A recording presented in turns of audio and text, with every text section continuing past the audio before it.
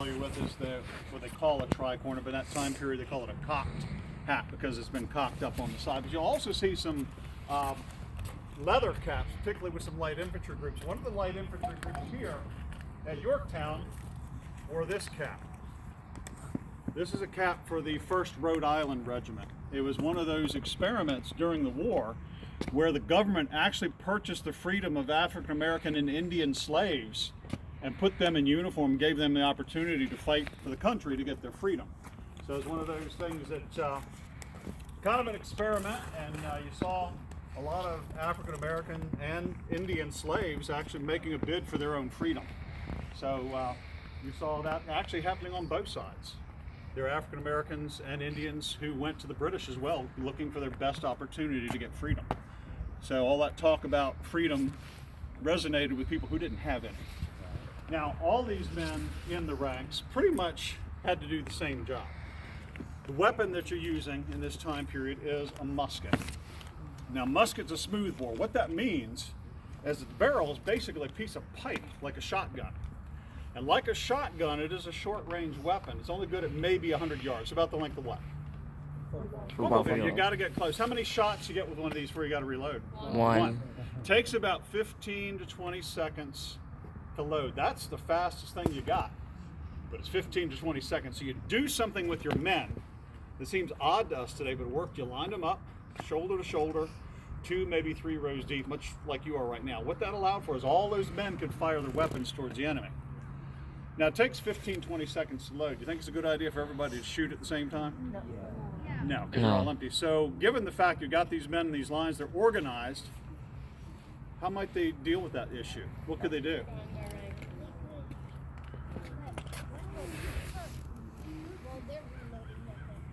All right, exactly. Typically, sometimes they'll do it by rank, where one line would fire, and then while they're reloading, the other guys are ready to go. More commonly, what they do is break it into sections, usually platoon or company. This company would fire, these guys would hold their fire, these guys would fire, and then when they got to the end of that sequence, the others that hadn't fired would fire, and so on. So you always had somebody loaded and firing. That gives you a lot of firepower. But it tends to bother modern people because they look at that line and make what seems the logical assumption. They're all standing there. Surely you're going to hit a bunch of them. You hit some.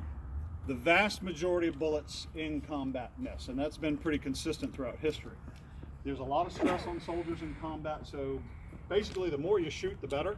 The line allows that. Hit some of the enemy, and hopefully scare the rest of those soldiers so badly they do what? Hide. Run. Because if they leave, what are they not doing? Not fighting you. So it's much easier to drive an enemy from the field than to try to annihilate them, to try to kill them all. So make them leave. Now the gunfire can be pretty terrifying. When that's not enough, that's where the bayonet comes in. Now the bayonet certainly can be quite lethal. It is designed to kill, but it's even more effective in its other role, intimidation. And what makes it so intimidating? The fact you're in that line forming a wall of bayonets.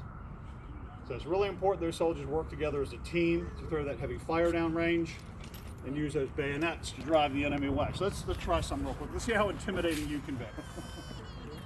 I'm going to give the command, charge bayonet. Now I want you as a group to roar back your loudest, your most terrifying battle cry. Let's see what you got in you this morning. Here we go. Charge bayonet! I win! I know you got more in you than that. Come on now. Here we go. Let's try it again. We're outside. We can be loud for a moment here. Here we go. Charge bayonet! Loud noises! All right. So working together, hopefully you can make that enemy leave. Now something else to keep in mind is weapons don't always work. Modern weapons will malfunction and misfire. They certainly did back then. In the time period, your weapon is a fire lock. You're relying on flint, striking steel, things used to make a fire, to produce sparks and ignite a charge of gunpowder. This was the state of the art. It's a good system. But do you think it works every time? No. So how do you get around that? A whole bunch of them together. Even though some of the weapons misfire, most of them go off. So the line's making this work to its peak. Now something else you'll notice when I fire in a moment, this will produce a lot of smoke. It's going to be loud, and this is one.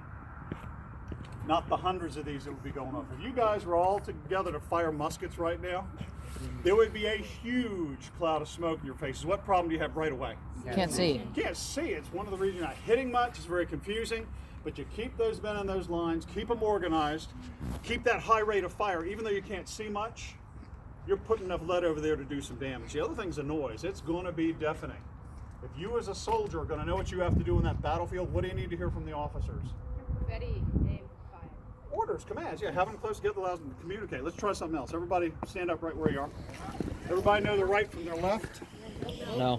We'll Yeah. find out, aren't we? I just go like this. That's the left. To the left, face. So quarter turn to the left. Now to get that command again, you'll be facing up the hill. To the left, face. To the right, face. To the right, face. Back to me. All right, very good. Now, if the enemy was coming up over the hill behind us and we had to turn quickly, we could do 2 left faces or 2 right faces, but there's a command that gets us turned around quicker. What is it? About face. Typically, you go to the right about. To the right about, face. You give that awesome battle cry again. You'd give that battle cry again. And we'd win the day. All right, to the right about, face. I'll go ahead and have a seat. And show you how this works now. I am going to take advantage of some modern technology and put in some hearing protection, something they did not use. So if you want to cover up when I shout make ready, that will be the time.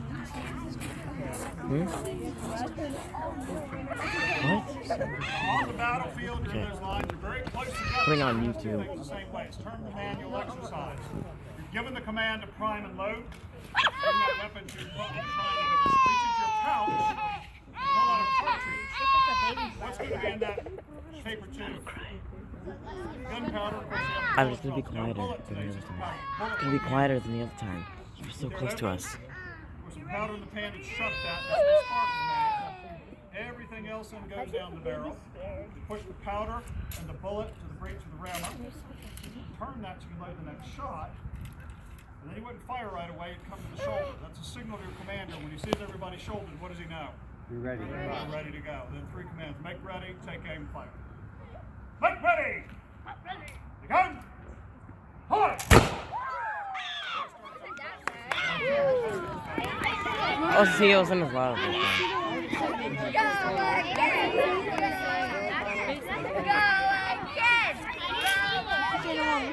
That's perfect. Do it again. No. Make ready! The gun! Hold! That was hot.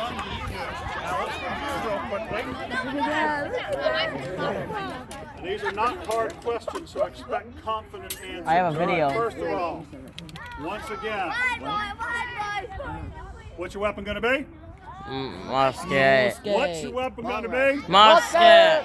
What's the effective range? Football How long does it field. take to load? 15 All right, to so 20 it's going to work every time. So how do we arrange our troops so we get the best In a line. lines? Exactly. Now we shoot a lot. Do we necessarily hit much? What are No. we trying to do with that gunfire? Scare them away. And if the gunfire is not Frighten them. terrifying enough, what do you have that usually is? Bayonet. Bayonet. For all of that to work, you need those lines, that discipline, and that training so you can work effectively as a team. All right, well, I'm going to turn you back over to your guides. Hope you guys enjoy the rest of your visit. Thanks for being here today.